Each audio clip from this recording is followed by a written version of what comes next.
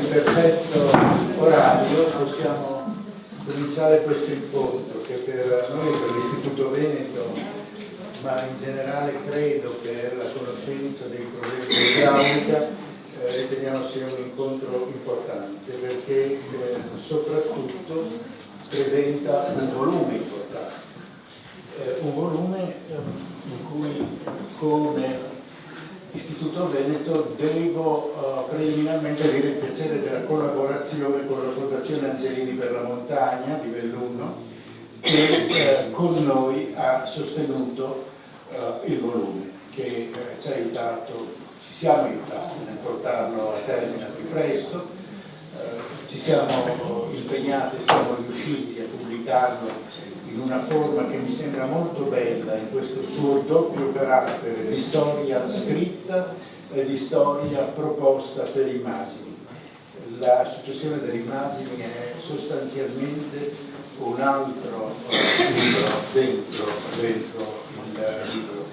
Quindi in questa indicazione di gradimento di collaborazione vorrei ricordare la signora Esther Casolangelini, che è il consigliere delegato della Fondazione per la Montagna di Belluno. Voglio aggiungere che la presentazione è il primo passo di una serie di iniziative, un paio di iniziative, che continua il 29 con la presentazione di un altro volume altrettanto importante, anche se di carattere decisamente diverso, è l'edizione dell'Atlante della Laguna, fatto sulla documentazione medievale. Devo dire anche che poi più avanti faremo altre cose, ma quello che abbiamo cercato di fare è essere un po' svincolati dalla esattezza della ricorrenza del 4 novembre, per questo ci troviamo oggi e ci ritroveremo il 29. Una piccola informazione, se volete, di servizio. I volumi, per chi ne fosse interessato, vengono venduti da Belluno, questo è l'accordo che abbiamo con la Fondazione Angelini. Solo per oggi chi fosse interessato può acquistarli, c'è un certo numero di copie che abbiamo a disposizione, prezzo quello speciale di 20 euro, e si possono acquistare presso la portineria di Palazzo Franchetti, cioè Scendito. Queste sono informazioni, diciamo, di servizio. A me tocca il saluto, ringraziarvi per essere qua. Avevamo pensato di procurarvi il sole, non ci siamo riusciti, d'altra parte un tempo come questo è adatto a un volume come questo. Io darei subito, se siete d'accordo, la parola per un primo intervento all'assessore Giampaolo Bottacini, assessore all'ambiente e protezione civile della Regione Veneto, quindi una posizione estremamente delicata. La ringraziamo per essere qui con noi e le passo il microfono.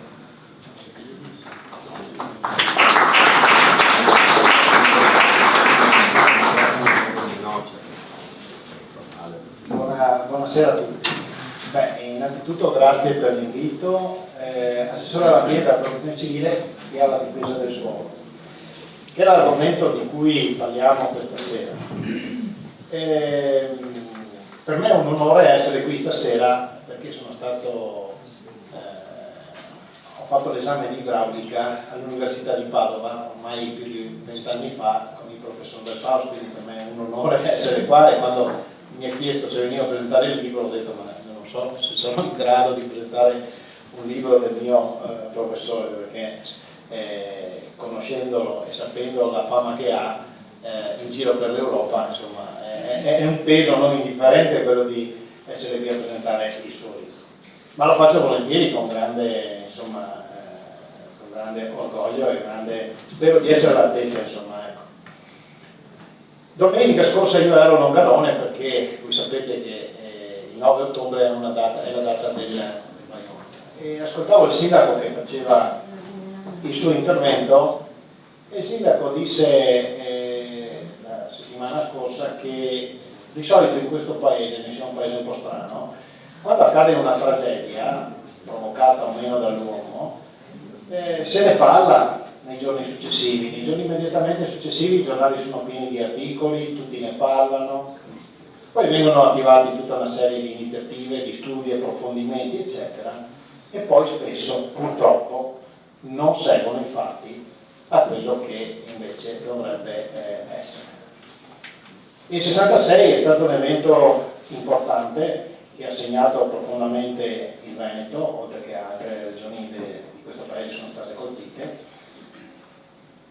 e pensando all'intervento del sindaco, pensando a quando poco più di un anno fa il presidente Zaia mi ha dato la delega alla difesa del suolo, e pensando e guardando anche gli atti, i documenti, quello che vedo sul territorio, ho cercato di darmi delle risposte, e queste risposte sono state spesso confermate all'interno di questo libro. Un libro che ho letto alla fine di agosto di quest'anno. L'ho letto in pochissimo tempo perché è un libro che, pur trattando di argomenti particolarmente tecnici e quindi complessi, è un libro che è scritto bene e ti appassiona nella lettura, perché riesce a fondere argomenti molto tecnici con aspetti autobiografici che ti fanno cogliere anche l'umanità dell'autore, con esperienze dirette vissute. E quindi è stata un'esperienza anche di lettura molto interessante. Ed è un libro che assolutamente, non possiamo negarlo, un libro di denuncia, un libro che evidenzia delle responsabilità, su molte delle quali io concordo, e che però evidenzia anche tutta una serie di possibilità, di vie di fuga, di possibilità di risposta a queste inadempienze che ci sono state oggettivamente negli anni che hanno seguito, nei decenni che hanno seguito la riunione del 66. In questa analisi che ho fatto in prospettiva ho cercato di mettere al primo posto quali possono essere le responsabilità dei politici, degli amministratori, quindi mi sono preso in causa direttamente, ma anche per tutti quelli che mi hanno preceduto, sia a livello regionale, a livello nazionale, a tutti i livelli. Sicuramente c'è una responsabilità politica ben evidenziata. Io ho aggiunto anche qualche aspetto rispetto a questa analisi che viene fatta precisamente dal professor Del Paos. Sicuramente i politici in questo paese, ma anche in altri, sono alla ricerca del consenso. E questo però è un limite pazzesco che loro hanno, perché le opere idrauliche non si vedono, primo aspetto, cioè si vedono gli effetti delle opere non fatte quando accade l'evento, ma quando vengono fatte le opere a volte il politico viene anche criticato. L'anno scorso ci sono stati 3 morti in Cadore e io ho ricevuto delle critiche perché il genio civile, quindi la regione, stava facendo un intervento su quello che si chiama Russecco e che ha provocato i 3 morti. Le critiche erano di questo tenore: ma perché la regione butta via i soldi per fare un intervento su un rio che si chiama Secco? Se è secco è inutile fare gli interventi. È evidente che la memoria umana è molto breve e quindi il Russecco probabilmente è stato chiamato così perché nella maggior parte dell'anno e degli anni è secco, ma purtroppo quando si è espresso nella sua massima potenza abbiamo visto i risultati.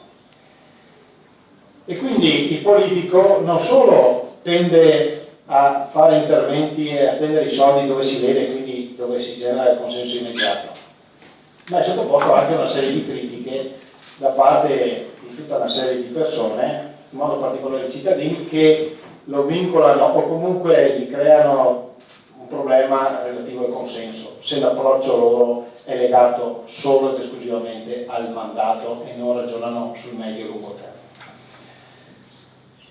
Diventano ostaggio di comitati e di altri amministratori, perché qualora dicano arrivino alla conclusione di dire serve questo tipo di intervento per mettere in sicurezza un corso d'acqua, si generano comitati, c'è il sindaco del posto che dice no, qui a casa mia no, perché anche il sindaco è un amministratore politico che ha un mandato, che cerca il consenso, e quindi si innescano dei meccanismi diabolici e perversi.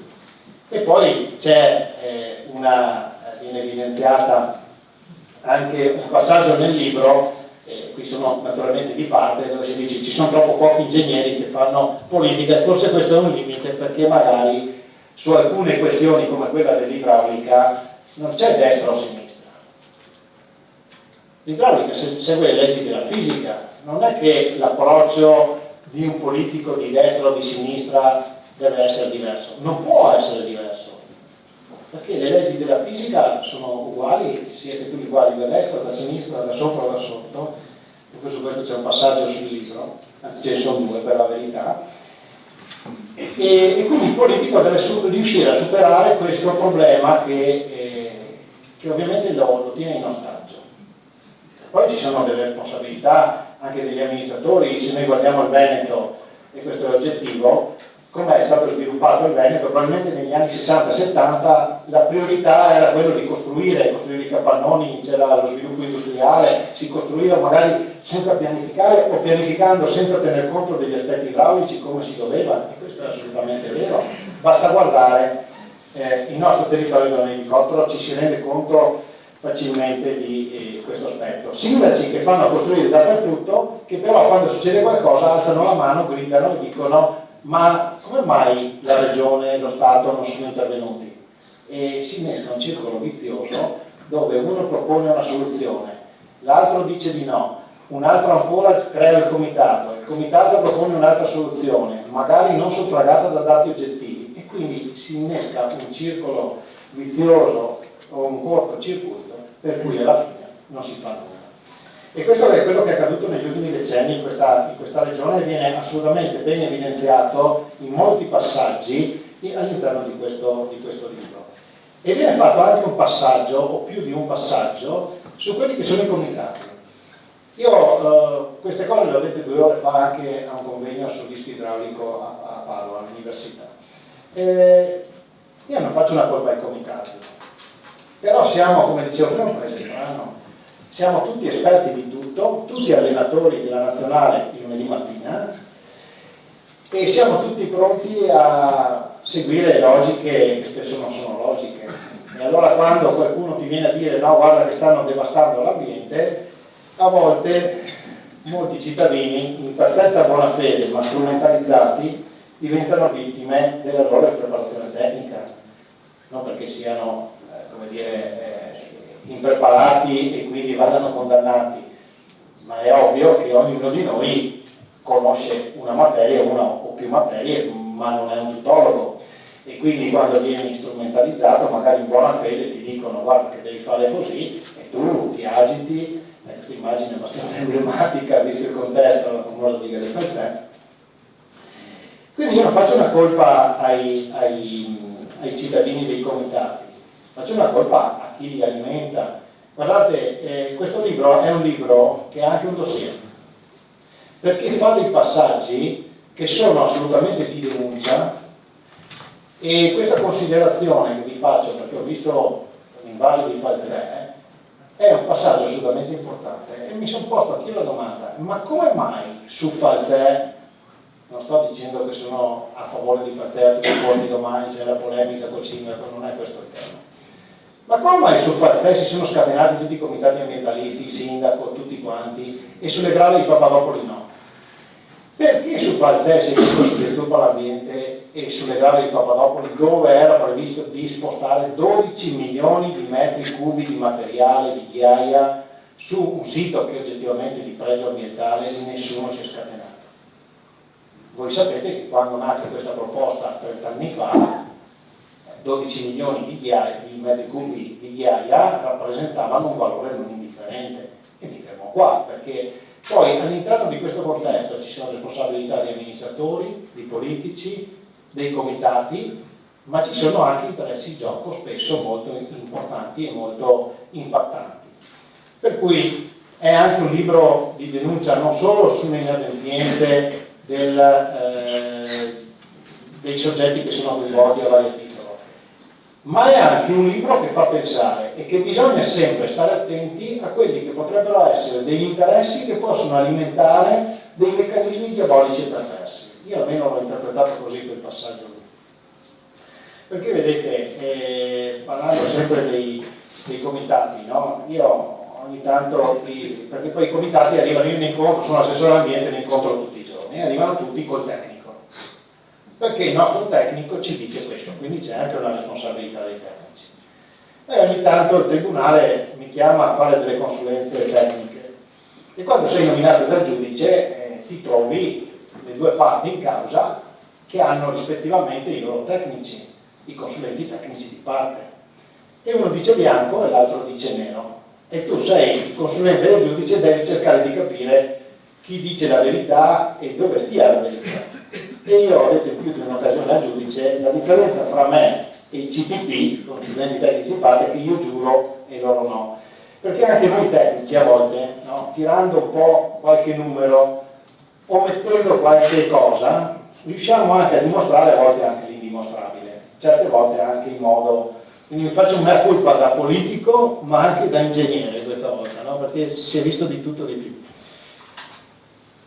e quindi questa è una cosa che mi preoccupa molto.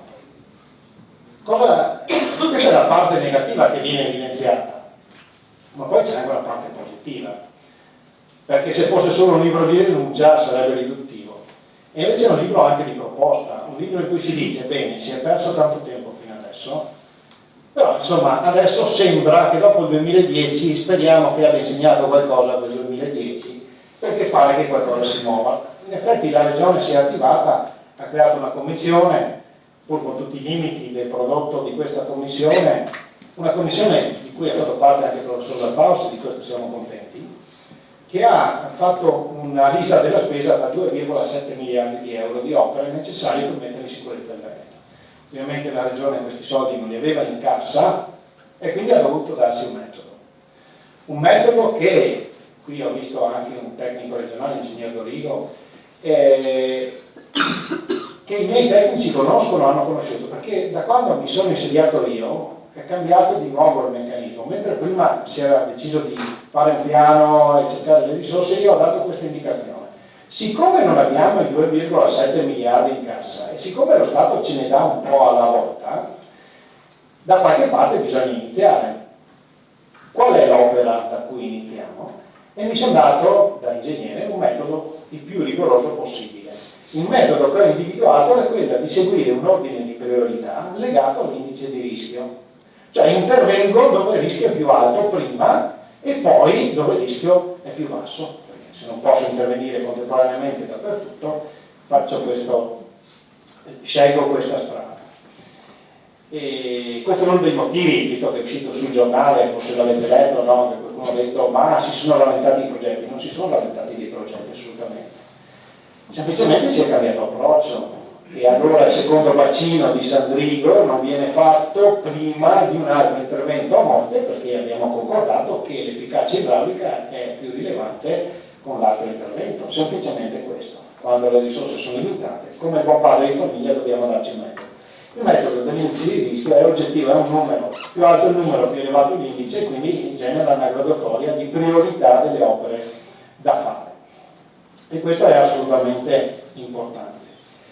Ovviamente però un altro aspetto di criticità è il titolo del convegno a cui ho partecipato al primo momento del mio intervento, che si ritrova a pagina 159 del libro, che è un passaggio assolutamente condivisibile, che mi preoccupa non poco. Non ve lo leggo tutto perché è troppo lungo, ma sostanzialmente dice che noi siamo un paese strano, l'Italia è un paese strano, un paese che si attiva generando una serie di regole a volte incomprensibili, ma l'Europa può essere ancora peggio, perché l'Europa ha creato quella che il professor Dal Paus chiama l'idraulica democratica. Perché è vero, con la nuova direttiva alluvioni del 2007 viene scritto, l'Europa dice, detta una regola, e dice: per decidere che interventi di messa in sicurezza vanno fatti bisogna sentire l'universo mondo, tutti i comitati, i sindaci, tutti, e bisogna trovare delle soluzioni condivise. Beh, voi capite che questo è uno dei motivi che ha generato l'impasse, in maniera sbagliata, l'impasse che si è avuto negli ultimi decenni, perché se devi accontentare tutti non fai nulla, perché tutti soffriamo della sindrome per cui va bene dappertutto ma non a casa mia, va bene in qualsiasi momento purché non nel mio mandato. E questo è un diabolico e perverso. Ma come dice il professor Del Paos, in molti interventi, io lo condivido, di idraulica democratica si vuole annegati. Sembrano battute, perché leggendo il libro poi uno è molto scorrevole, no? Ma poi ci pensa, almeno io ci ho pensato, e questi concetti sono assolutamente di importanza e di una valenza che è pazzesca, ed è assolutamente la verità. Allora, mentre noi facciamo l'idraulica democratica che ci viene imposta dall'Europa, con la nostra connivenza, che insomma per i motivi che dicevo prima, rischiamo di morire annegati. E invece io credo che la soluzione corretta, e lo dico io stavolta, visto che in passato l'ha detto il professor Del Paos, è stato accusato, lo dico io, è un dittatore idraulico. Il professore lo dice a pagina 30. Per chi amasse queste trasposizioni, esaminando i fatti accaduti in quasi 50 anni di inattività totale, per cambiare passo sarebbe semmai più credibile sostenere la nomina di un dittatore idraulico.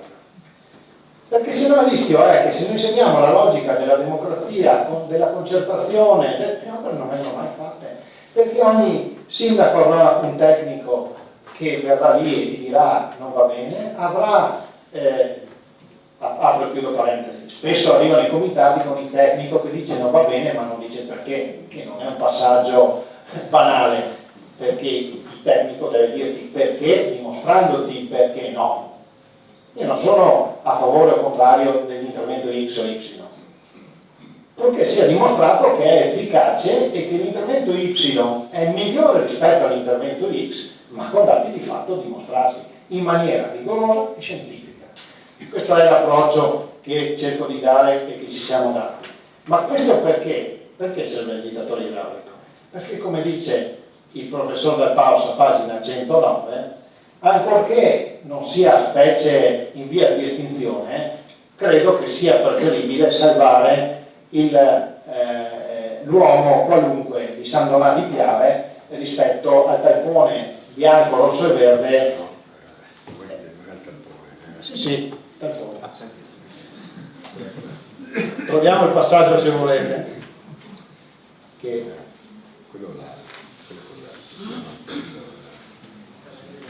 E a pagina 109 lo leggo perché corto. Non giova nemmeno farsi travolgere dai sentimenti o peggio ancora dal sentimentalismo, come accade quando nella partita alluvioni ci si domanda addirittura se sia meglio difendere la vita degli uomini insediati lungo il fiume a valle o quella del favoloso talpone bianco, rosso e verde, sia che alberghi nelle grotte del Montello che si affacciano sul Piave, sia che preferisca la stretta di Pinzano sul Tagliamento o quella di Colle del Sumeguna. Il passaggio dell'uomo qualunque è in un'altra pagina dove riprende lo stesso concetto, ma è la verità, perché sennò poi succede quello che ha detto il sindaco di Longarone, e ho chiuso, che dice, ma come mai noi in questo paese, quando succede una tragedia, siamo tutti allarmati, parliamo di questa tragedia, attiviamo studi e poi dopo tutto si spegne? E questi sono i motivi. Allora, o noi agli studi, agli approfondimenti, facciamo seguire le azioni che devono essere fatte, anche a costo di prendere qualcuno contro, perché questo è un dato oggettivo, però dobbiamo tenere conto che stiamo parlando di sicurezza idraulica, 112 morti dall'alluvione del 66, no? Se poi sommiamo tutti gli altri che ci sono stati nel corso degli eventi, chiamiamoli minori, ma insomma quando muore qualcuno non sono mai eventi minori, ci accorgiamo che insomma forse queste inadempienze sono parecchio pesanti. E quindi per superare questo impasse noi abbiamo la necessità e il dovere di intervenire, anche prendendoci contro qualcuno, ma un amministratore ha il dovere, o almeno avrebbe il dovere, di pensare a lungo termine, non solo al suo mandato. Io ho una fortuna che siccome ho un mestiere che mi piace, e il Presidente Zaia mi ha dato l'incarico, anche la passione politica, altrimenti non sarei qui, ma quando mi ha dato l'incarico io non vivo da quel momento con l'assillo di avere la preferenza, il voto a tutti i costi. E quindi sono libero di scegliere un percorso che garantisca, magari non subito compreso da tutti i cittadini, ma un percorso che garantisca la sicurezza in un futuro che è quello dei nostri figli, se non il nostro, perché questo credo che sia l'approccio corretto di un amministratore e di un politico, e che purtroppo non sempre accade. Dovrò essere più breve? No, va bene, comunque. Grazie.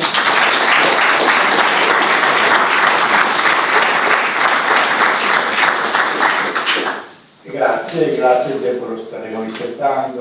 Devo dire, il libro di Dal Paus è un libro molto esplicito come posizioni in un senso e nell'altro, uno dei grandi meriti che ha la persona e che ha quello che scrive. Lei è stato molto esplicito e le siamo grati per questo, e poi andiamo avanti e ci sarà occasione di riprendere i temi. Intanto passerei la parola a Andrea Rinaldo dell'Università degli Studi di Padova, socio del nostro istituto. Prego, Andrea.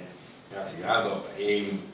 Dunque il libro si misura con una lunga serie di eventi, in particolare le piene dei corsi d'acqua del Veneto, con quelli naturali e quelli meno naturali, che hanno segnato 50 anni di attività professionale di Luigi Dal Paus, che è merito di idraulica dell'Università di Padova, già ordinario, ovviamente, eccetera, e che allo studio dei grandi sistemi idrografici del Veneto si è dedicato per tutta la vita, con passione, con competenza, con partecipazione anche personale, come poi la lettura del libro, quelli che lo vorranno fare, riconoscono, specialmente nella parte iniziale, nella parte in cui racconta proprio della piena, di cui celebriamo, non so se è la parola giusta, i 50 anni fra pochi giorni. Lo videro in Alpago, presente, a constatare con mano l'effetto devastante di questa roba, che ha segnato poi tutto il suo percorso, che poi è seguito. Tra l'altro osservavo che nel libro ci sono molte cose che mi piacerebbe dire, naturalmente il tempo è poco, ma certamente è un libro la cui lettura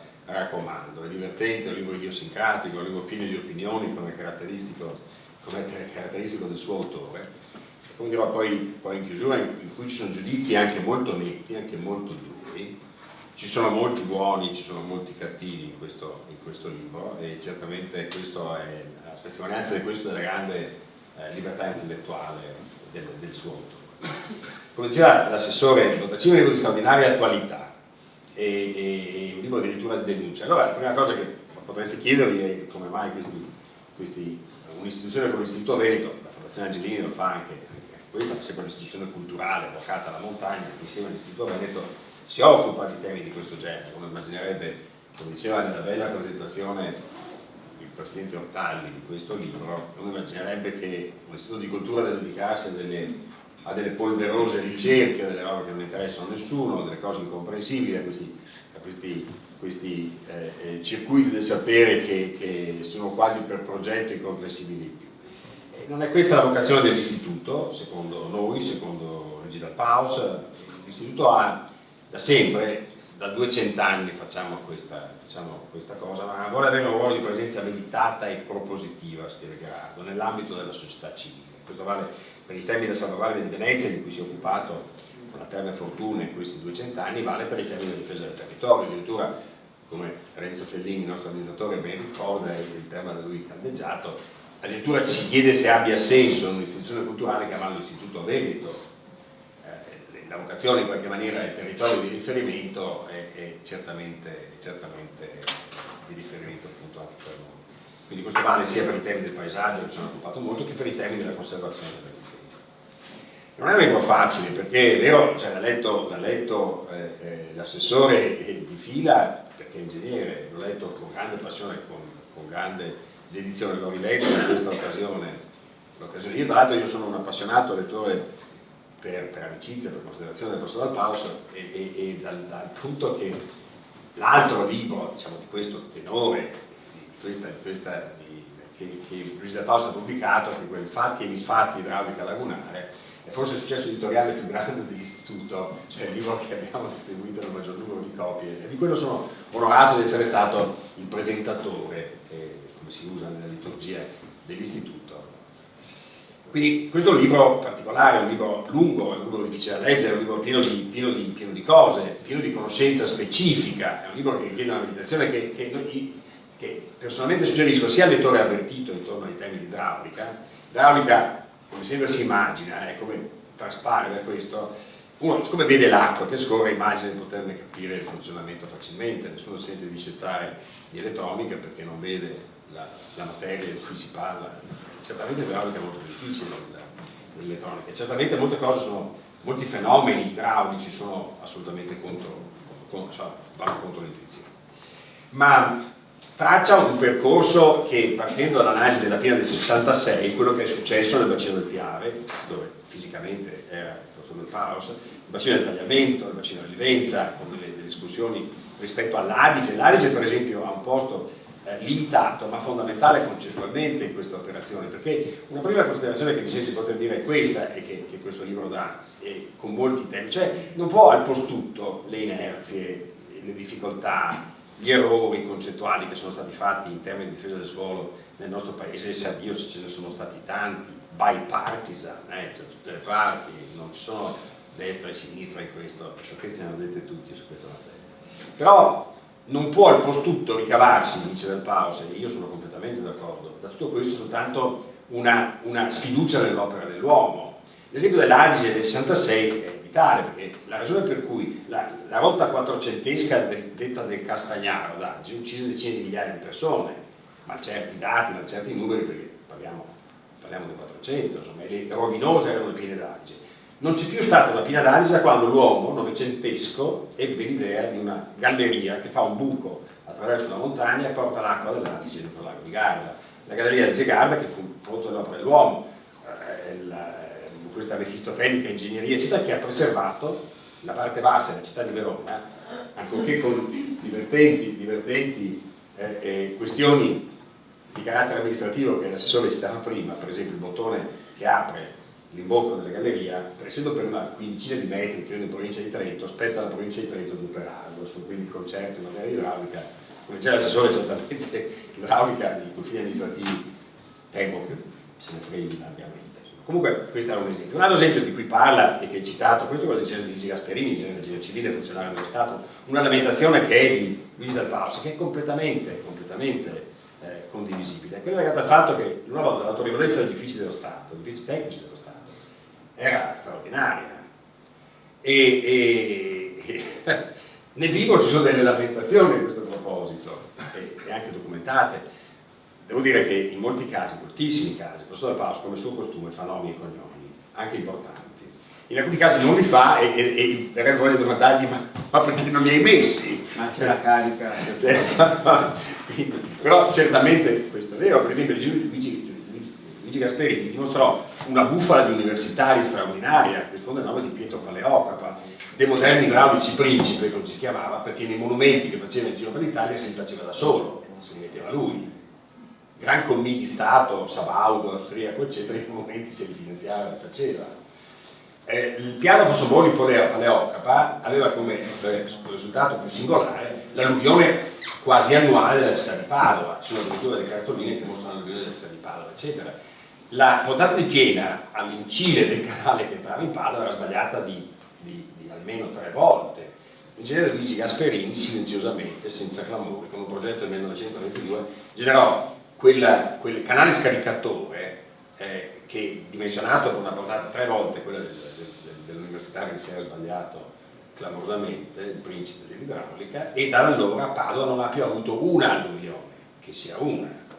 Quindi non necessariamente, fra l'altro opere come quelle, opere anche importanti, e questo è un tema di Luigi Del Paus a cui è molto legato, non necessariamente devono essere disastri, degli intenti, gli sfregi del territorio, come diceva Zanzotto, ma possono acquisire rapidamente anche non solo il valore silenzioso della protezione che non fa mai clamore, ma anche il valore di bene ambientale e culturale, tanto quanto il canale scaricatore. E poi la complessità del nodo di Padova è una cosa su cui si ritorna, perché dopo l'analisi del 66, che viene fatta nel libro, molto importante, documentata, bacino per bacino, c'è un'analisi di quello che si è fatto da allora, e in particolare c'è un grande capitolo, molti capitoli dedicati agli esiti della famosa Commissione De Marchi, che è una commissione istituita dallo Stato perché l'evento del 66 fu peculiare. L'evento del 66, il 4 novembre del 66, che i veneziani ben conosco, io ero in città allora e lo ricordo bene, ma è un evento che aveva delle peculiarità, nasceva come una modesta depressione sopra la Spagna,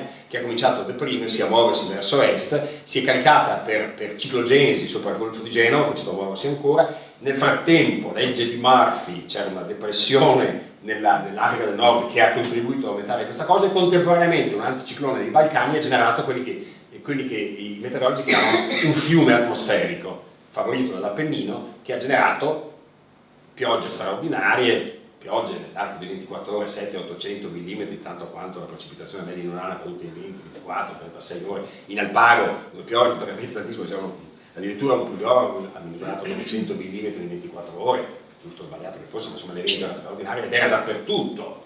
Firenze, Torino, tutto il paese era sotto, e Venezia naturalmente ebbe il regalo di 20-30 metri al secondo su un fetch di 1000, un vento di scirocco con un fetch di 1000 km che ha generato tutto quello che si sa. Questo è naturalmente il caso di Venezia. Gli esiti della Commissione De Marchi, ed è questo un po' il tema non mi ricordo più quando cominciamo a parlare, quindi mi fermi e basta, ti controllo io perché la cinazza, per quando manca un minuto, solo una cosa che vorrei dire chiudendo, specificare. Ma è ancora forse 5 minuti. No, d'accordo, no, ho poche cose ancora da dire. Ma insomma, era per raccontare il libro, ti ripeto, per il lettore avvertito su cose tecniche, è un libro appassionante, ci sono molte questioni delicate, importanti, complicate, ci sono anche delle questioni tecniche che uno legge e su cui deve riflettere, eccetera. Ma lo devo leggere per tutti, perché questa idea di quale sia anche generalmente una impossibile banalizzazione di problemi che sono tecnici, quindi delle culture appropriate che vanno mobilitate per poter occuparsi di determinata problema, che però interessano tutti. Quindi questo era il tema di questo. È divertente anche alcune osservazioni, c'è molto riferimento a Venezia naturalmente, perché i grandi sistemi idrografici, la Laguna di Venezia è prominentissima, le battaglie per Venezia del Corso del Paus, e fra l'altro questo sollecito da una salsa divertente. Il Corso del Paus ha avuto, la disavventura di essere, o l'avventura, la fortuna, di essere dalla parte politicamente scorretta nel caso di un'opera importante, come quello dell'invaso da Franzè. Quindi ha avuto un'esperienza che spesse volte è successo non gli è successo per Venezia, dove effettivamente era politicamente corretto e quello che è successo è una parte importante della sua buona battaglia, ma certamente nel caso della diga di Falzè gli è sembrato singolare con argomentare con lo stesso rigore, con gli stessi argomenti, con la stessa conoscenza, mobilitando lo stesso edificio tecnico e scientifico, abbia prodotto l'effetto opposto. Questa è una caratteristica del paese, e su questo non c'è da osservare dell'altro. E sui provvedimenti possibili c'è un esame abbastanza importante dei provvedimenti. La Commissione De Marchi aveva avuto grandi meriti, la Commissione De Marchi ha preso grandi, alzando il punto di osservazione, facendo dal punto di vista dell'osservatorio nazionale, ha fatto delle osservazioni che sono molto pertinenti. La sensibilità è cambiata, sono cambiati i problemi, è cambiata l'ingegneria, la earth engineering, se volete, le capacità degli strumenti tecnici, e in realtà il dibattito poi si è incastrato in maniera importante. Ed è su questo che la riflessione che fa Dal Paus, aggiornata poi con la piena del 2010, che Luis Dal Paus con i suoi collaboratori aveva previsto, cioè quel cedimento del nodo di Padova, quell'accumularsi di acqua che si è accumulata in quella sacca infelicissima, fatta intorno a Bovolenta, che ha causato i disastri che ha causato e che erano previsti, non solo prevedibili, ma anche questi lai altissimi, in particolare dei sindaci, santo Dio. Ma chi cavolo li ha fatti costruire quel cul-de-sac sotto un tirante idraulico di quelle dimensioni? Quale pianificazione territoriale sensata si occupa prioritariamente della sicurezza idraulica? Un punto su cui c'è stata anche molta discussione, l'ospedale di Padova, in cui sempre prominente la posizione di Luigi Dal Paus. Questa era proprio in questo momento, stava scorrendo l'immagine della piena del 2010. Ma la sicurezza idraulica è un bene che deve essere garantito a priori, non deve essere generato a posteriori in ragione dell'opera. E quindi questo è un tema su cui vale la pena di riflettere. Quindi tutto questo porta a una serie di considerazioni, però ci sono in particolare molti buoni e molti cattivi nel libro, anche importanti, e detti con la franchezza che è di quella libertà intellettuale che è dell'accademico, ma anche in particolare di Luigi Dal Paus. E giudizi anche durissimi, su cui si può essere d'accordo, si può non essere d'accordo, ma non si può non ammirare la libertà intellettuale che consente di fare queste robe. Valuterà il lettore se la partigianeria dell'universitario, se l'amicizia ci lega da tanti anni e che mi fa sposare queste tesi sia fuorviante per me. Però facendo il nostro mestiere, dicevo, è difficile non credere alla gerarchia dei saperi, è difficile non credere al primato della ragione, del valore della speculazione intellettuale, della specificità dei laboratori del sapere moderno, sono in particolare, che non sono vendibili, che non sono acquisibili o vendibili, appunto il tema della democrazia idraulica, se volete, è un tema. D'altra parte è un po' sempre successo, se volete, e c'è un aneddoto di Fra Giocondo che è divertentissimo. Fra Giocondo, e finisco, Fra Giocondo è citato per il cippo che c'era a Bretelle di Pederoba, che dice: molti che varda e pochi che se ne intende. Da poi fatto tutti vuol dar la menda, cioè è il modo, qui dice che questo peperino, questo Fra Giocondo, arrivato a Venezia ha avuto un effetto abbastanza importante. Però io ricordo che questo, quindi anche la connessione di difficoltà con la politica, le visse anche Fra Giocondo. Arrivò a Venezia preceduto da questa lunghissima teoria di casse, di libri, eccetera, forte della fama dei ponti, dei lavori idraulici che aveva fatto sulla Senna, che aveva fatto a Verona, eccetera. Viene messo immediatamente a lavorare alla Serenissima, fece accuratissime livellazioni e si espresse contro il taglio di Sile. Venne ignorato completamente dalla Serenissima, l'abbiamo proprio messo da parte, non si parlò, perché anche allora la ragione politica era una ragione molto forte, anche quando l'opinione di così. Per Galileo, la grande assenza di Galileo, che pure aveva lavorato su problemi idraulici importanti, non venne mai ascoltato perché in qualche maniera considerato irrilevante. Questo è un paese fondamentalmente crociano, ci sta dicendo Luigi Del Paolo, cioè che la cultura tecnica, scientifica, la scientifica, a maggior ragione anche quella tecnica, è considerata pseudocultura. Siamo un sottoprodotto, una cosa, con un paese che ha fondamentalmente l'impianto dell'idealismo e che condiziona, diciamo, il modo in cui viene governato. Ecco perché forse più ingegneri al governo sì, sono raccomandabili. Quindi raccomando la lettura di questo libro, sia a chi se ne intende idraulico sia a chi non se ne intende. E concludo osservando che il percorso di Luigi Del Paolo non è dissimile da quello di altri prodotti letterari. Uno che amo moltissimo è Luigi Pintor, che scriveva in Servavo, cito letteralmente, che erano memorie di fine secolo, quindi non distante dal clima culturale che ha prodotto questo ricordo di Luigi. Diceva che quei ricordi, quei suoi ricordi, li ho scritti a una rispettabile età, come si deduce facilmente dal tono. È un'età nella quale pochi resistono alla tentazione di voltarsi indietro per tentare di dare alle cose una durata che di per sé non hanno. Allo stesso modo, arrivato in questa età, l'età del distacco dell'insegnamento, però un'età fertilissima, però è uno snodo importante anche psicologicamente nella vita universitaria, come universitario con la maiuscola, come Luigi Del Paolo, sente bisogno, come dicevo, di riordinare le idee e i ricordi, e noi gliene siamo grati. Vi ringrazio.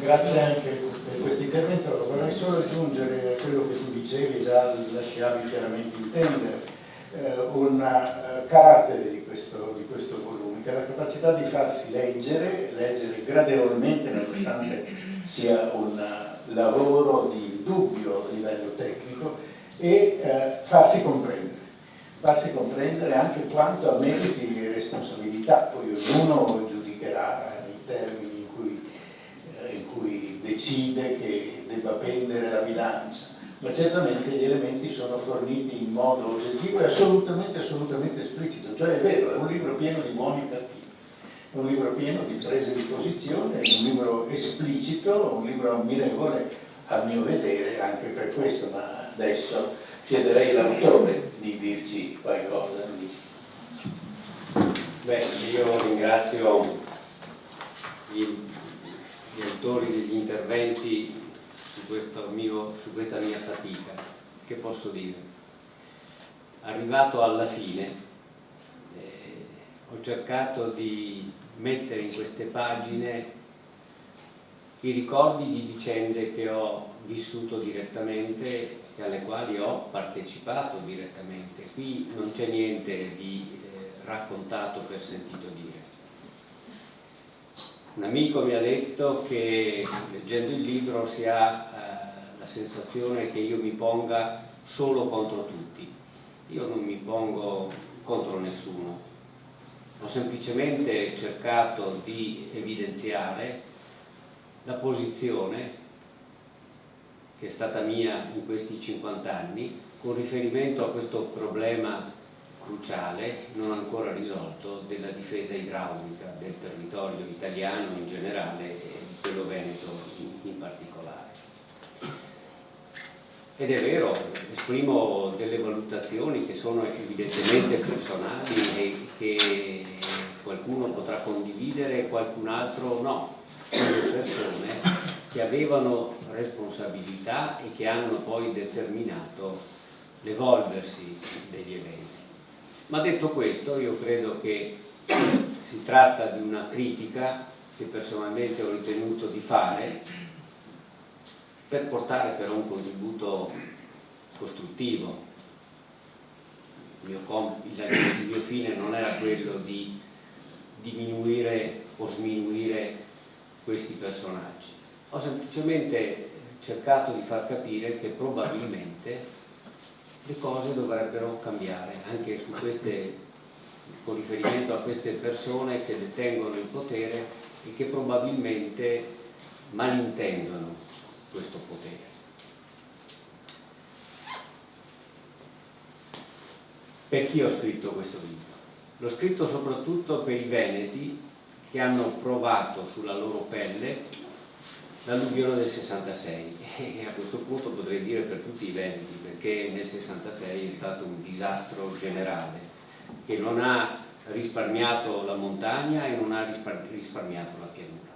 E verso queste persone io ho ritenuto di dover esprimere concreta solidarietà con le mie valutazioni, perché queste persone hanno dimostrato di avere il coraggio di rialzarsi, di riprendere e di riproporsi positivamente, nonostante quel fatto tragico avesse distrutto tutto quanto avevano messo insieme nella loro vita.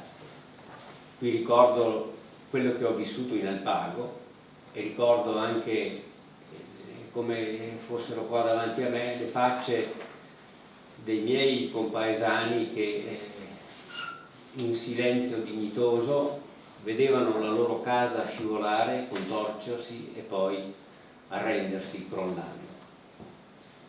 E poi quello che ho anche ammirato in queste persone è stato il non piangersi addosso, la capacità di risollevarsi da soli, di non aspettare che intervenissero gli altri, ma di ricominciare, ovviamente con molta fatica, perché in quegli anni erano le cose che andavano distrutte erano il frutto magari di una vita passata all'estero dai migranti.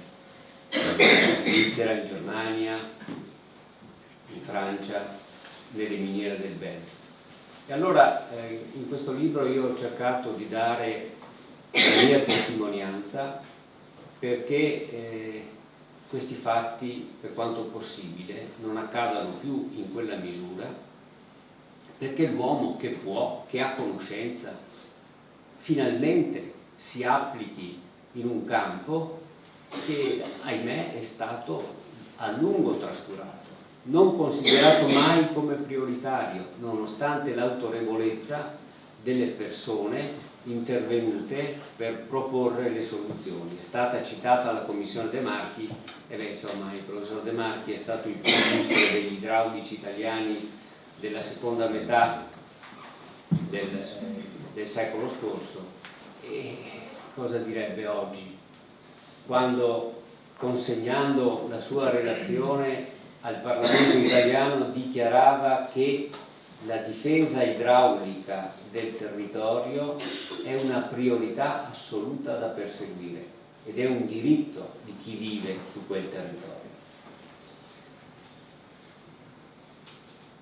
Noi ci siamo dimenticati rapidamente. Al mio paese dicono, parlando del parto, che il parto è un mal de smentegono. Le alluvioni sono un mal de smentegono, davvero, davvero è così. E speriamo invece che non lo siano più e che quello che è stato iniziato, perché bisogna dare atto alla politica attuale di aver avviato, se non altro, iniziative concrete per andare verso una soluzione di questi problemi. io mi faccio l'augurio che queste iniziative continuino e che coinvolgano soprattutto i grandi fiumi, il Piave, il Meduna Livenza e il Tagliamento, perché da questi grandi fiumi noi, se il Padre Eterno non ci guarda con la dovuta benevolenza, dobbiamo aspettarci grandi disastri e non vorrei che questo capitasse. Io sicuramente mi auguro di non vedere un disastro nuovo come quello del 66 e speriamo che l'uomo, che ha capacità, che ha conoscenze, finalmente si applichi seriamente e dia concreta possibilità a chi vive nei territori esposti al pericolo delle alluvioni di salvarsi, diversamente da quello che è capitato nel 66. Veniva prima ricordato che nel 66 ci furono in Veneto 120 morti. 60 di questi sono stati nella provincia da cui io provengo, Belluno.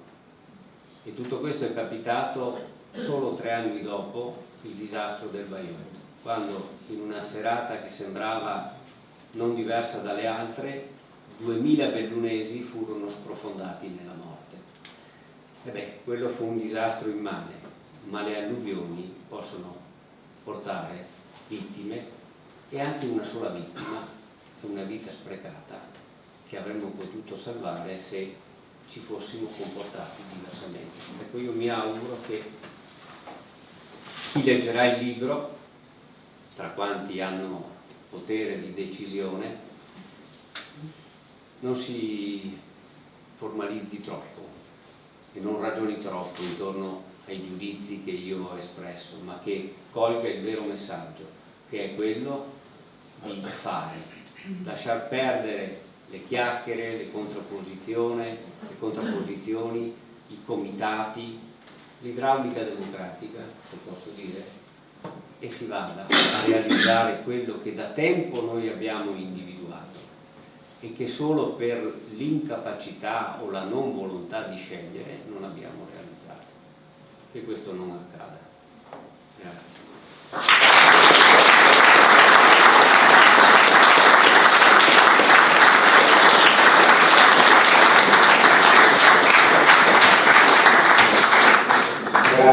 Grazie dottore, vi manca di tempo anche per qualche domanda breve da parte del pubblico.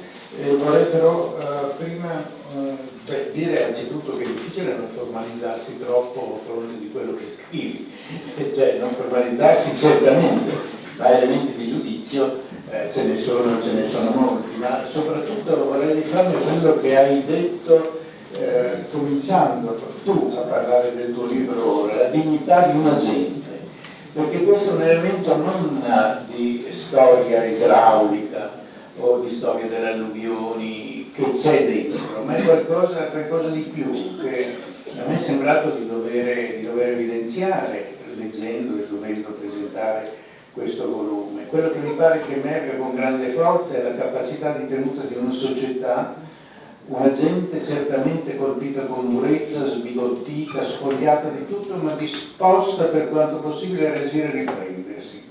E allora quello che tu hai messo come immagine sulla copertina, quello che hai scelto mi pare che sia molto significativo, perché anche una passerella di emergenza o una primitiva quasi teleferica arrangiata con un cavo gettato sul lato e una specie di scatolone è il segno di una realtà locale che vuole resistere. Questa volontà di resistere mi pare che ci sia in tutte le pagine del libro, nonostante quello che tu dici, che poi ognuno va per la sua strada nel giudizio. Ma chiedo se c'è qualcuno che vuole intervenire chiedendo all'autore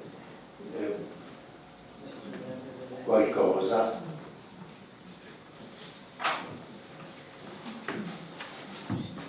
Mi pare non ci siano domande, mi pare. Oh, scusate,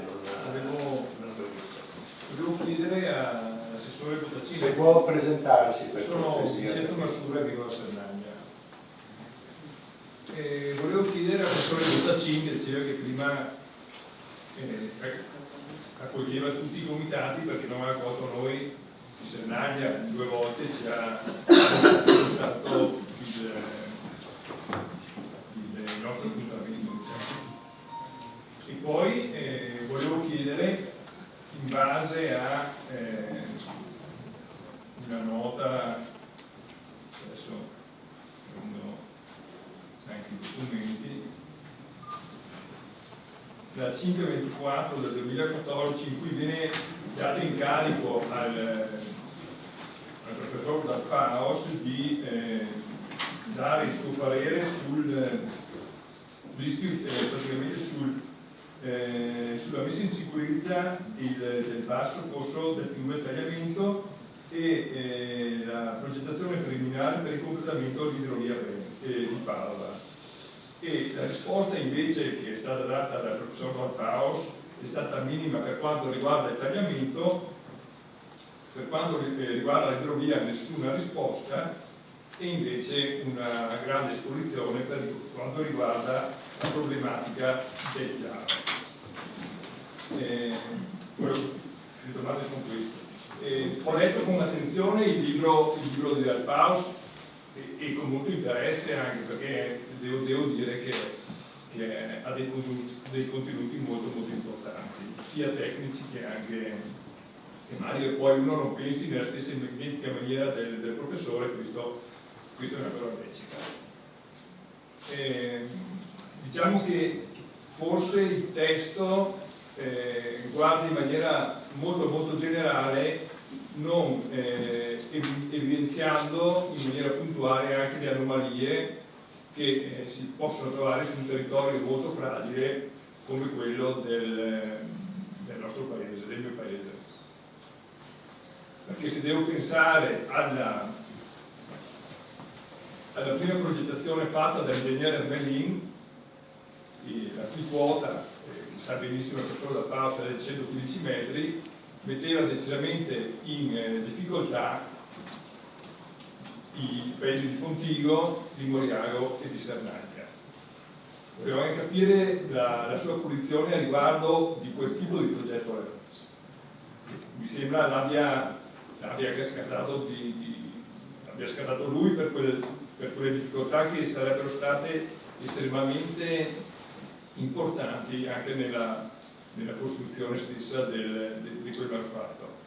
Chiaramente io mi pongo in maniera decisamente contraria a quel tipo di intervento.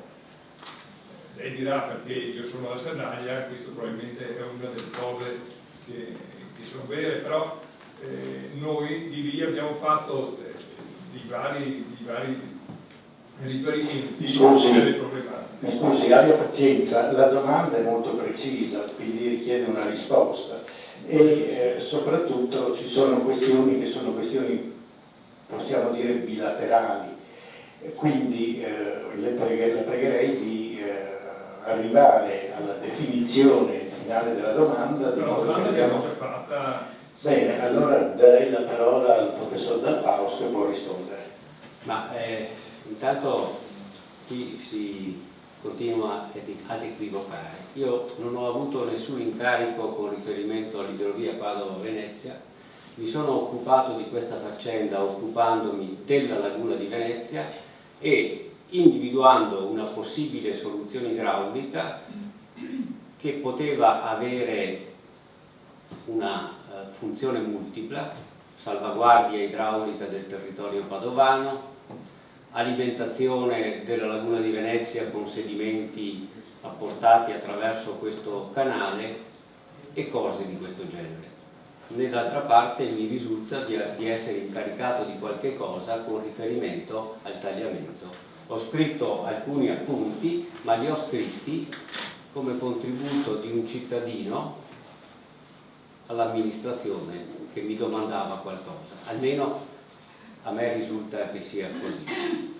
Con riferimento poi alla questione specifica di Falzè, io credo di aver esposto con molta chiarezza la mia posizione, aver osservato la criticità della soluzione originale che ha trovato opposizione in sede locale, perché chi era abituato a vedere il Piave scorrere in basso improvvisamente poteva trovarselo sopra la testa, ma mi sembra anche di aver suggerito una ragionevole soluzione alternativa che riduceva di 6 metri la quota massima di quell'invaso prevista in origine e che rendeva gli abitati di Fontigo, Sernaglia e così via, non modificava la loro posizione relativa rispetto ai livelli massimi del Piave, perché vedono il Piave scorrere in basso e con quella soluzione lo vedono ancora scorrere più in basso delle quote del loro territorio.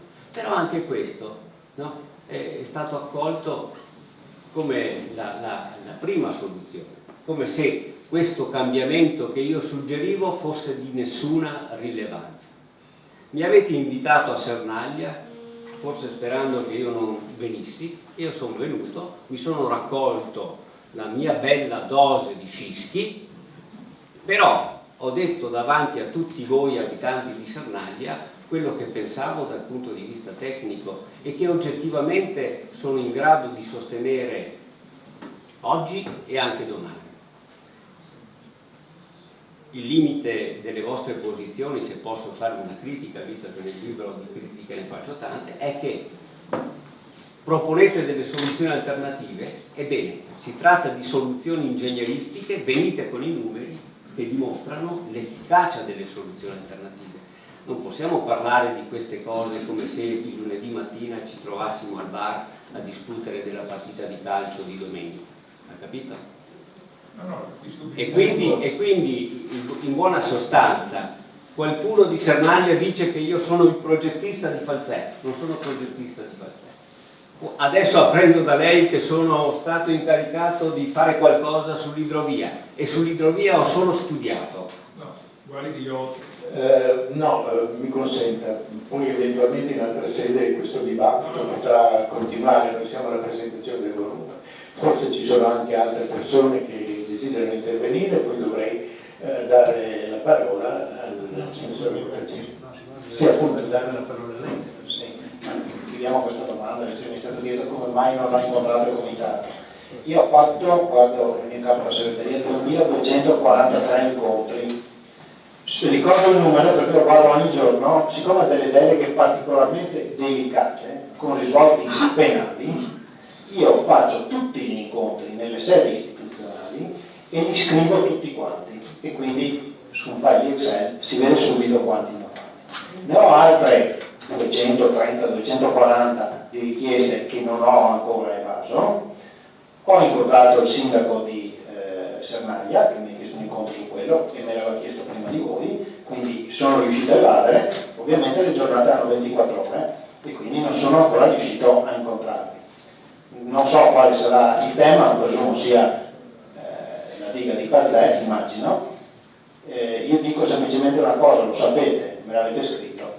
C'è una legge dello Stato che prevede degli interventi, tra l'altro uno di quegli interventi lo stiamo avviando alla progettazione per accedere ai finanziamenti poi per intervenire, quelli contenuti nel piano stralcio. C'è però un problema nel piano stralcio, leggendo il libro mi si è accesa la lampadina, che mi è stato confermato 2 ore fa a Padova, perché l'ingegner Baruffi, davanti a tutti, ha detto che il Piave è un fiume a regime torrentizio che passa da 0 a 5.000 metri cubi al secondo in poche ore. Ora, dentro nel piano stralcio i calcoli sono stati effettuati con un numero diverso, che è 4.000. Tra l'altro quel numero 5.000 non è casuale, perché 4 docenti universitari di università diverse, in tempi diversi, utilizzando strumenti diversi, hanno evidenziato che la piena all'alluvione del 66, sto dicendo delle cose tecniche, adesso i 2 professori mi correggeranno, insomma, ci provo, hanno evidenziato che la piena era fra il 4008 e il 4009 come dato. E quindi se quello è il dato di partenza, ancorché ci sia una legge dello Stato che dice questo, io credo sia da fare un approfondimento. Dopodiché, ovviamente, ci sono delle leggi, ci sono delle norme, quindi ci arriviamo a quello. Oggi stiamo seguendo quello che è previsto lì dentro E ci sono degli interventi su cui stiamo avviando la progettazione appunto per accedere ai finanziamenti statali e poter procedere con quello che è compreso dentro in quel piano stralcio. Non so se ho... Bene, altri interventi? Prego, se si vuole presentare. Sono Gabriele Zagnolo. Volevo chiedere al professore se, ammesso che non l'abbia già fatto, è una carenza mia in questo caso, se ha intenzione di fare una pubblicazione anche sulla Laguna di Venezia, dove si sente dire di tutto. Io vivo a Roma, sono un veneziano che vive a Roma, quindi la realtà della città la prendo ogni qualche mese. E francamente vedo una tale confusione di sopporte, di canali che vanno e che vengono. Ricordo quando da bambino camminavo sulle balene che oggi sono 2 metri più sotto, e dove si andava con un sandolino orando la Valesana, oggi c'è una corrente di 5-7 nodi, e quindi chiaramente mi rendo conto che nella laguna ne sono successe di tutti i colori.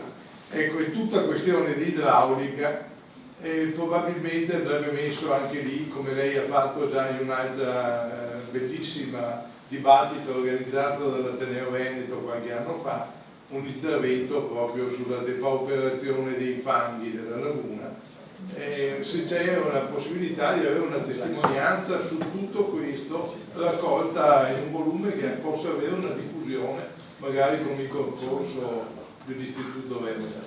Grazie. Sì, chi vuole rispondere?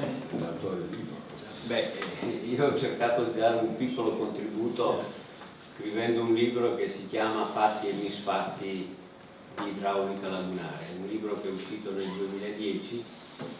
Adesso, non avendo più niente da fare, sto scrivendo un altro contributo che dice Laguna di Venezia fino a quando? E quindi sarà il mio punto di vista, anche questo non molto condiviso, su uno degli altri problemi dei quali mi sono occupato nella mia vita di professore all'Università di Padova. Fatti e misfatti è un altro dei libri che abbiamo pubblicato noi. Lo trova anche. Altri interventi?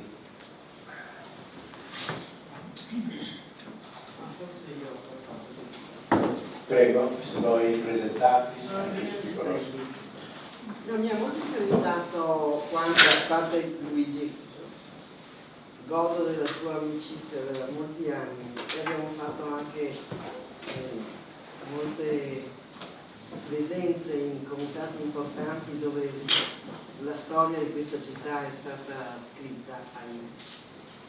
Invece mi interessava molto quanto ha detto l'assessore, che non conosco, perché mi sembra che segni, questa è buona domanda, se quando lei ha riferito segna un cambio di atteggiamento della Regione Veneto verso i problemi territoriali, in particolare verso la messa in sicurezza del territorio, probabilmente anche obbligati in qualche maniera dall'evento del 2010. Perché è vero, ho sentito molte critiche ai comitati, eccetera, però io che sul territorio ho vissuto parecchio, ricordo un certo giovanotto che si chiamava Luca Zaia, all'epoca IR di una discoteca, a capo di un comitato contro la costruzione di una piattaforma per il trattamento dei rifiuti speciali nel paese di Ossago, di cui facevo il tecnico, tra virgolette, di parte. Allora, il ruolo dei comitati, ai quali non possiamo imputare di non essere colpi, cioè non è una colpa. Il problema è che noi dobbiamo saper cogliere dalla spinta democratica, affinché qualcuno non inventa la struttura che immaginavate del proto alle acque con poteri dittatoriali, la funzione democratica è importantissima. Cioè questo vorrei che forse loro sbagliano, forse non so niente di Sernaglia, ma guai se non fosse così. Noi questo è un compito che dobbiamo, noi che abbiamo avuto la responsabilità della formazione di tanti studenti, che abbiamo approfondito nelle nostre discipline, nei nostri settori, dobbiamo avere la responsabilità di informare, di far partecipare, di dare un'informazione scientifica comprensibile, di portare a capire lì dove sembra che una cosa intuitivamente sia più giusta, invece spiegare del perché può essere superata da altre considerazioni di ordine scientifico più complesse. Cioè esiste una funzione della politica anche, ma non solo, anche della responsabilità della scienza, della didattica, di affacciare più possibile la quantità di persone più possibile maggiore alla comprensione del fenomeno, altrimenti la comprensione sarà solo e avrà solo il risultato di una paralisi e anche magari di scelte assolutamente sbagliate, come ne abbiamo assistite a tantissimi anche nel territorio veneto. Quindi io direi, raccomanderei ai colleghi e anche all'assessore, attenzione, il topone bianco, rosso e verde non esiste, è un'offesa per un biologo sistematico sentir parlare, è un'offesa culturale.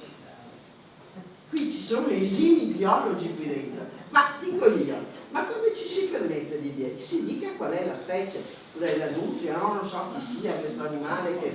Cioè, noi dobbiamo, perché altrimenti sembra che tutta la riduzione è veramente grave. Quindi raccomanderei l'assessore, e di cui apprezzo moltissimo la rappresentazione che ci ha dato della volontà della Regione Veneto di mettere in atto, e lo abbiamo seguito, nel 2010 abbiamo seguito l'impegno dell'assessore e anche e soprattutto del Presidente. Però ricordiamoci che Zai è stato vicepresidente della Regione Veneto mentre si completava il disastro del Mose. La Regione non c'entra. Non c'entra Con Calani e chissà, quando spostano, Scusate, non c'entra niente, non quando diciamo spostano le Scusate, valutazioni, no, pregherei di arrivare alla domanda. La domanda è questa, cioè davvero la Regione Veneto ha intrapreso una strada diversa rispetto a quella che ci ha portato, soprattutto a Venezia, a delle conseguenze gravissime? Ricordiamo che la via regionale che dà il via alle situazioni attuali delle bocche di porto. Ok, ho capito, però non posso non essere d'accordo, adesso spiego perché. Al di là, allora, sul Mose la Regione non ha nessun tipo di... perché è un intervento statale. No, signora, lei può avere la sua opinione, io dico... Scusate, è stata fatta la domanda, adesso si ascolta la risposta. Per quanto riguarda gli interventi, per quanto riguarda, se lei mi ha ascoltato, io ho detto che ho incontrato 2203, adesso non ricordo, oltre 2300 persone. Molti di questi sono comitati, non è che non li ascolto i comitati, ma ho detto una cosa prima, che io ascolto tutti, ma l'amministratore poi deve decidere, e siccome ai comitati c'è sempre pro idrovia, contro idrovia, forse idrovia, più avanti idrovia, oppure idrovia falla in un'altra maniera. L'amministratore quello che non deve fare è non decidere e quindi deve assumersi la responsabilità di decidere. Sentiti tutti, perché è il suo compito. Non solo, io ascolto tutti e sono disponibile ad ascoltare, ma come dicevo prima con approccio scientifico, se uno mi dimostra, numeri alla mano, che è tutto sbagliato quello che stiamo facendo, bisogna che me lo faccia con documentazione scientifica, oggettiva, che mi dimostra che stiamo sbagliando tutto. Allora è evidente che io mi faccio delle domande, quello che dicevo prima. Se c'è una legge dello Stato che dice che la piena del Piave è di 4.000 metri cubi al secondo e poi sento chi ha steso quel piano che in un convegno pubblico dice 5.000, mi faccio delle domande, voglio approfondire bene la questione. Ho detto prima che è cambiato l'approccio perché parlavamo del libro, dice il professor Del Paus, dice: devo anche riconoscere, pagina 210, che mi avevano confortato e convinto alle parole pronunciate dal governatore Zaia nel corso dell'incontro avuto con lui per la presentazione dei risultati raggiunti dalla Commissione. Nell'occasione egli mi sembrò impegnarsi con sincerità, dichiarando la sua intenzione di intraprendere una duratura e sistematica politica di difesa dalle alluvioni, investendo somme provenienti direttamente dal bilancio regionale oltre che dallo Stato, che è esattamente quello che stiamo facendo. Lo stiamo facendo con tutta una serie di bacini di laminazione. L'8 inaugureremo anche il secondo bacino di Caldogno, ce ne sono altri in corso di realizzazione. Abbiamo dei problemi burocratici, penso al bacino di Viale Diaz, qualcuno ha citato Vicenza, dove c'è stato un ricorso che ovviamente ha bloccato tutto. È stata fatta la gara per l'appalto, qui c'è l'ex direttore del CEMSI di Vicenza, conosce perfettamente la questione perché l'ha seguita direttamente, e questo è indipendente da noi, ma è assolutamente oggettivo che abbiamo avviato un percorso di questo tipo.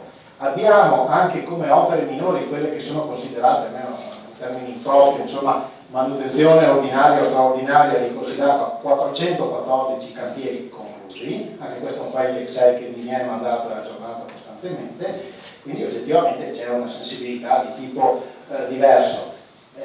Se poi l'attuale Presidente della Regione, quando era giovane, era in un comitato, per lui, voglio dire, non è una colpa. Come dicevo prima, io i comitati li ascolto, ovviamente compatibilmente con le 24 ore al giorno che ci sono a disposizione, li ascolto, ma poi devo trarre una conclusione, perché se non trago una conclusione faccio come chi mi ha preceduto per parecchi anni, fino anche ad arrivare a dichiarare, dice il professor Del Passo, adesso ho perso la pagina, un mio predecessore che ha dichiarato in un convegno pubblico, eccolo qua, un assessore regionale dei lavori pubblici che dichiarò, davvero temerario, senza paura, che le piene del Piave non ci sarebbero state più, abolite quindi e risolti tutti i problemi. In tutta sincerità non capii se lo sprovveduto ritenesse che tutto ciò sarebbe avvenuto in conseguenza di un provvedimento motu proprio, per decreto regionale, o per volontà del signore onnipotente.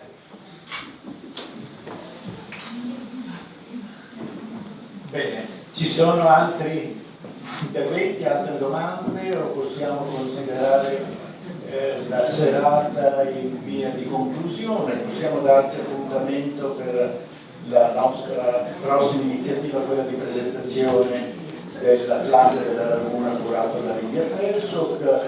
Devo dire che ci fa piacere quando riusciamo a organizzare queste cose che creino dibattito, che creino anche qualche volta i buoni e i cattivi, perché senza buoni e cattivi a volte non si sta.